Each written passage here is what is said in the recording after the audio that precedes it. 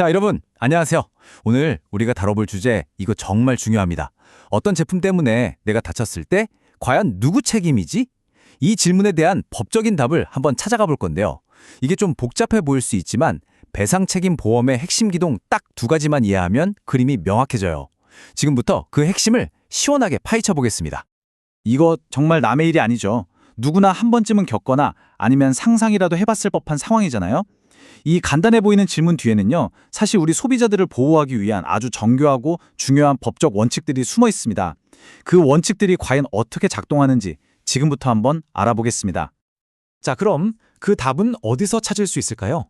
바로 법의 두 가지 아주 큰 기둥 안에서 찾을 수 있습니다. 첫 번째는 제조물 책임법이라는 아주 구체적인 법이고요. 다른 하나는 모든 책임보험에 두루 적용되는 일반 이론이라는 겁니다. 이 두 기둥을 중심으로 딱 잡고 가면 배상 책임의 전체 그림이 보이기 시작할 거예요. 자, 그럼 첫 번째 기둥부터 한번 제대로 파헤쳐 볼까요? 바로 우리 소비자들의 안전과 직결되는 정말 구체적이고 중요한 법, 제조물 책임법입니다. 아니, 근데 이 법이 도대체 왜 이렇게 중요할까요? 그건 바로 이게 현대사회에서 우리 소비자들을 지켜주는 핵심적인 사회 안전망 역할을 하기 때문이에요. 그러니까 각종 자격시험에서도 그렇게 단골 문제로 나오는 거겠죠. 이 법의 진짜 의미를 이해하는 게 모든 것의 시작이라고 할 수 있습니다. 이 법에서 가장 중요한 변화, 핵심은 바로 이겁니다. 한번 생각해 보세요. 옛날에는요, 소비자가 저 거대한 기업을 상대로 어떤 직원이 어떤 공정에서 구체적으로 어떤 실수를 했는지 이걸 직접 다 증명해야 했어요. 사실상 불가능에 가깝죠. 개인이 그걸 어떻게 다 밝혀내겠어요.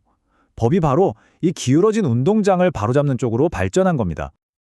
자, 이 표를 보시면 정말 한눈에 들어옵니다. 이게 정말 흥미로운 지점인데요. 과거의 과실 책임은 제조업자의 잘못을 소비자가 일일이 밝혀내야 했어요.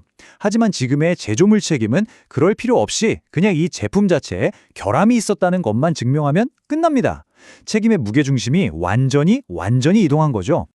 그렇다면 법에서 말하는 결함이라는 게 대체 뭘까요? 어렵게 생각할 거 없어요. 아주 간단합니다. 이 제품이 마땅히 갖춰야 할 기본적인 안전성을 갖추지 못한 상태, 그걸 바로 결함이라고 부르는 겁니다. 이제 이 결함에 어떤 종류가 있는지 한번 살펴볼게요. 자, 여기서 정말 중요한 첫 번째 암기 꿀팁 나갑니다. 집중해 주세요.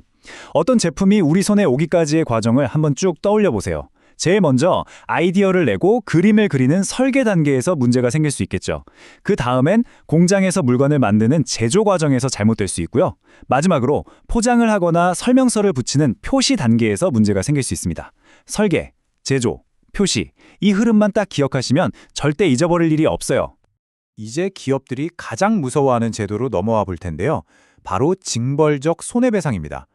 여기서 핵심은 딱 두 숫자, 3배와 5배의 차이를 정확하게 아는 거예요. 이게 왜 다른지 한번 보시죠. 이 두 법 비슷해 보이지만 사실 겨냥하는 대상이 완전히 달라요. 쉽게 말해서 제조물 책임법은 기업이 제품에 문제가 있는 걸 알면서도 일부러 뭉갠 경우를 벌하는 거고요. 중대재해처벌법은 안전 시스템 자체를 그냥 내핑개쳐서 아주 큰 사고를 낸 경우에 적용되는 겁니다. 그러니까 그 의도의 악의성이나 과실의 정도가 다른 거죠. 그래서 결론은 이겁니다. 제조물 책임법에 따르면 기업이 고의로, 그러니까 알면서도 결함을 무시했다. 그러면 실제 손해액의 최대 3배까지 배상 책임을 물을 수가 있습니다. 자, 그런데 여기서 끝이 아니죠. 훨씬 더 강력한 법, 바로 중대재해처벌법에서는 그 책임의 크기가 훨씬 더 커집니다. 이 경우에는요, 실제 손해액의 최대 5배까지 배상 책임을 지게 할 수 있어요. 3배와 5배 확실히 구분이 되시죠? 자, 지금까지 첫 번째 기둥인 제조물 책임법이라는 아주 구체적인 법을 살펴봤습니다. 이제 시야를 좀 넓혀서 두 번째 기둥으로 넘어가 볼게요. 특정 법을 넘어서 모든 배상 책임보험을 관통하는 더 넓은 원리, 바로 일반 이론의 세계로 들어가 보겠습니다. 여러분, 배상 책임보험이 그냥 돈 문제라고 생각하면 오산이에요. 사실은 우리 사회 전체를 위한 아주 중요한 세 가지 역할을 하고 있거든요. 첫째, 한순간의 실수로 가해자가 파산하는 걸 막아주고요. 둘째, 피해자가 이리저리 헤맬 필요 없이 빠르고 확실하게 보상을 받게 해줍니다. 그리고 셋째, 사고라는 위험의 부담을 사회 전체가 함께 나눠 갖는 그런 든든한 안전망 역할을 하는 거죠. 자, 이제부터는 조금 머리가 아플 수도 있는 하지만 정말 중요한 질문으로 들어가 보겠습니다. 도대체 보험 사고가 정합시 언제 일어났다고 봐야 할까요? 이게 왜 중요하냐면요. 이 기준을 뭘로 잡느냐에 따라서 보상을 받느냐 못 받느냐가 완전히 달라질 수 있기 때문입니다. 자, 여기서 두 번째 암기 꿀팁 나갑니다. 이 복잡한 5가지 이론 그냥 하나의 이야기로 쭉 엮어서 기억해버리는 거예요. 잘 들어보세요. 어떤 유해물질에 처음 노출되어서 결국 사고가 뻥 터지고 그로 인해 피해자에게 손해가 발생하니까 마침내 보험사에 배상을 청구했다.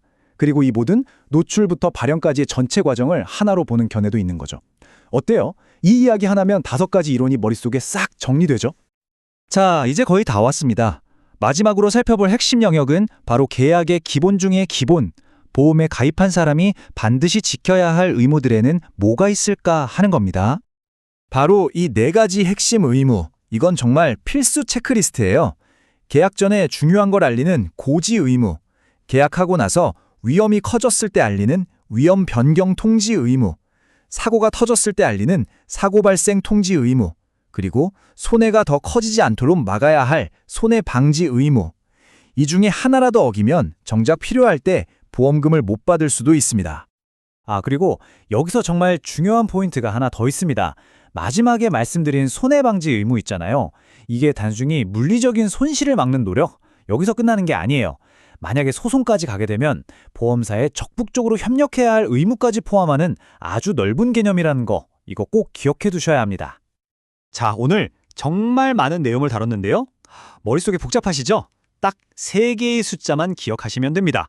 제품 결함의 3가지 유형, 사고 시점에 대한 5가지 이론, 그리고 피보험자의 4가지 핵심 의무, 3, 5, 4.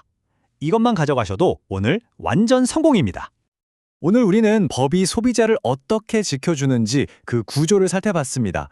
근데 여기서 한 걸음 더 나아가 이런 질문을 던져보면 어떨까요?